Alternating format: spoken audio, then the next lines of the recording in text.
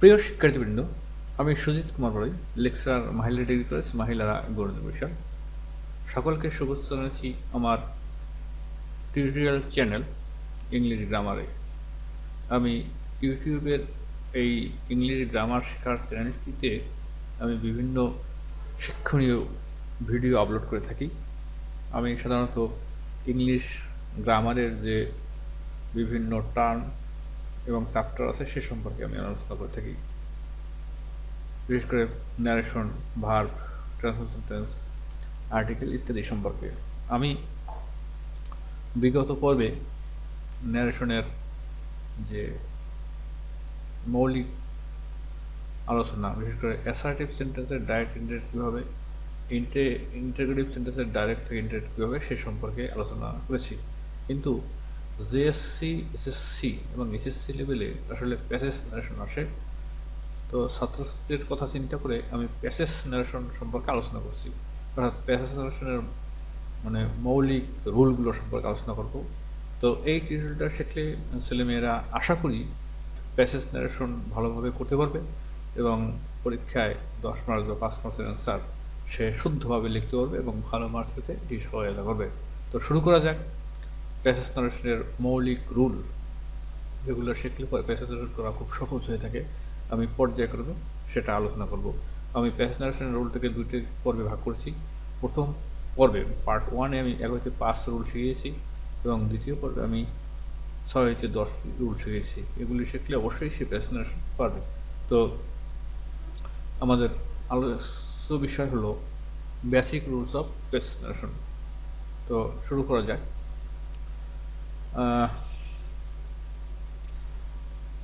তো আমরা যখন একটা ন্যারেশন প্যাসেজ আকারে পাবো, সেটা আগে পড়তে হবে।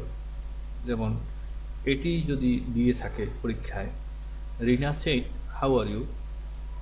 I am very fine, said Karim. এটি ডাইরেক্ট ন্যারেশনে দিয়ে দিছে পরীক্ষায়, এখন এটি করতে হবে। ইনডাইরেক্ট করতে হবে, সেটা এখন আমি এই নিয়মে, অর্থাৎ রুল 1-এ আমি শিখব ফাইন্ডিং স্পিকার অ্যান্ড লিসেনার, অর্থাৎ না কীভাবে মানে স্পিকারকে এবং লিসেনারকে সেইটা আমরা যদি না জানি তাহলে আমরা প্রেজেন্টেশনটা করতে পারবো না। তাহলে আমরা এটা পড়তে হবে, হু ইজ স্পিকার এবং হু ইজ লিসেনার।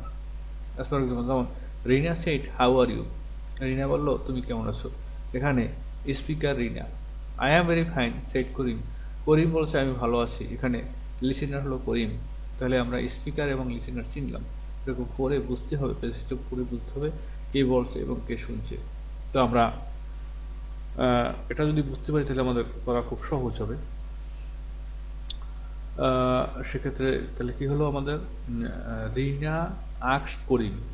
এই করিম লিসেনার কিন্তু শেষে ছিল, কিন্তু আমরা এখানে নিয়ে আসছি। রিনা আক্সড Karim, conjunction how he was. Karim told Rina that he was very fine. এইগুলো আগে আলোচনা করা হয়েছে, কিন্তু প্যাসেজ ন্যারেশন করতে গেলে যে পয়েন্টগুলো সেগুলো আমি শিখেছি। তাহলে আমরা 1 নম্বরে শিখলাম স্পিকার এবং লিসেনার বের করতে হবে, নাহলে আমরা অবজেক্টটা পাবো না। যেমন রিনা আক্সড করিম, আমরা করিমকে যে বলছে সেটা আমি খুঁজে বের করলাম। এভাবে স্পিকার এবং লিসেনার ফাইন্ড করতে হবে, অথবা খুঁজে বের করে তারপর শুরু করতে হবে। তো আমরা এবার 2 নম্বর নিয়োগ শিখব। 2 নম্বরে rule 2, at first reporting verb, অর্থাৎ কিনা রিপোর্টিং ভার্বটা আগে নিয়ে আসতে হবে, প্রথমে নিয়ে আসতে হবে reporting ভার্বটা। Will you sit for BCS exam? তুমি কি বিসিএস পরীক্ষায় বসবা? এখানে আই আক্সড Souvik, will you sit for BCS exam? I আক্সড সৌভিক, আমি সৌভিককে জিজ্ঞেস করছি বিসিএস পরীক্ষায় কি তুমি বসবা? তাহলে এখানে এটা কিন্তু আমরা এভাবে বলা যেত, আই আক্সড Souvik will you sit for BCS exam, এরকম হইলেও হইতে পারবে। কিন্তু গ্রামারের ধরন বা ওই ইংলিশ ভাষার গতি প্রকৃতি অনুযায়ী এখানে অনেক সময় রিপোর্টিং ভার্বটা শেষে দিয়ে দেয়। এরকম যদি বিখ্যাত লেখকের লেখাটা থাকে, সেটা আমরা প্রেজেন্টেশন কীভাবে করব? সেই রিপোর্টিং ভার্বটা আগে নিয়ে আসতে হবে। এই যে রিপোর্টিং ভার্বটা আগে নিয়ে আসতে হবে আমাদের, তারপর করতে হবে। তাহলে আমি সেভাবে আনি, আই আক্সড, এই যে আই আক্সড সৌভিক, হ্যাঁ, এই যে আই রিপোর্টিং ভার্ব হলো আই, আক্স হলো যে রিপোর্টিং ভার্ব, এটা এটা আমি আগে নিয়ে আসছি। আই আক্সড সবিক, তারপরে if he would sit for BCS exam, এগুলো সবার জানা। তো আমরা শিখলাম যে এখানে রিপোর্টিং ভার্বটা আগে নিয়ে আসতে হবে। এই যে রিপোর্টিং ভার্বটা এটা আমরা আগে নিয়ে আসলাম ইনডাইরেক্ট করার জন্য। তো 2 নম্বরেও আমরা শিখলাম যে রিপোর্টিং ভার্বটা আগে নিয়ে আসতে হবে ক্ষেত্রে। এরপরে আমরা শিখবো number 3, number 3, more speech from same speaker. যদি একই বক্তা অনেকগুলো কথা বলে সেক্ষেত্রে এটা কীভাবে যোগ করতে হয়?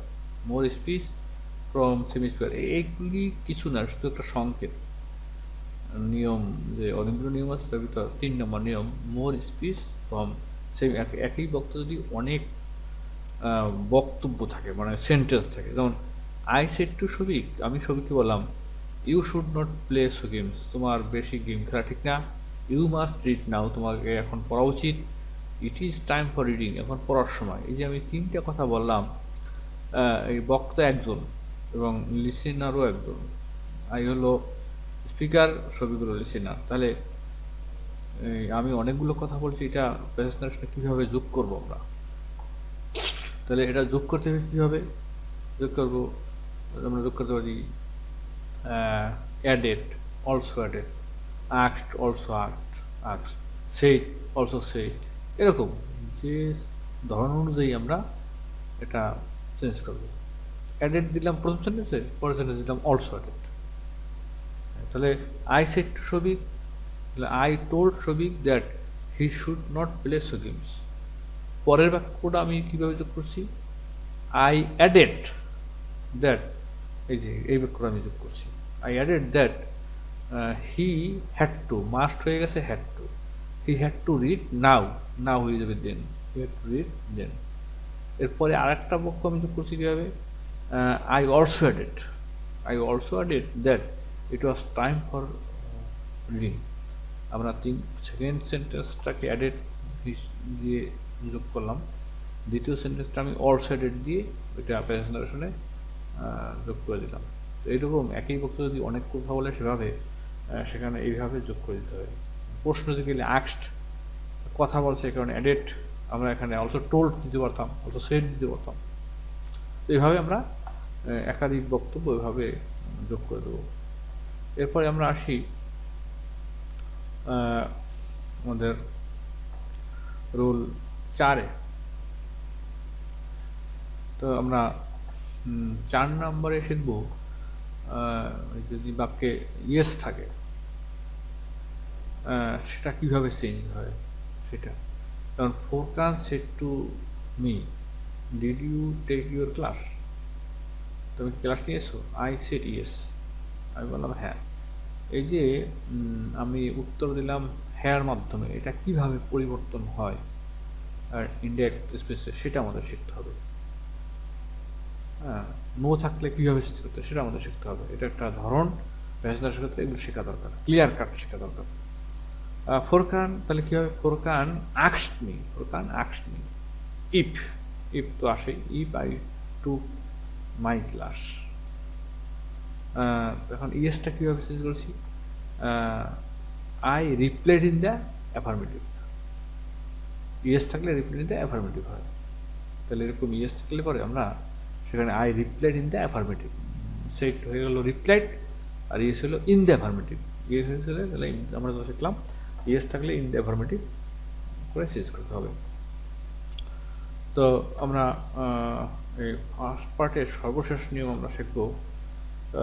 সর্বশেষ নিয়মে আমরা দেখি কী আছে।